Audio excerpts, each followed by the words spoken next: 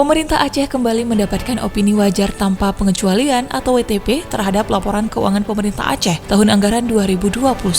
WTP tersebut merupakan yang ke-7 kalinya diperoleh pemerintah Aceh secara berturut-turut sejak tahun 2015. Hasil pemeriksaan laporan keuangan oleh Badan Pemeriksa Keuangan itu diserahkan langsung Ketua BPK Republik Indonesia Perwakilan Aceh, Pemud Aryo Wibowo, kepada Gubernur Aceh, Nova Iriansyah, dan PLT Ketua DPRA Safarudin. Kegiatan itu berlangsung dalam rapat paripurna Dewan Perwakilan Rakyat Aceh tahun 2022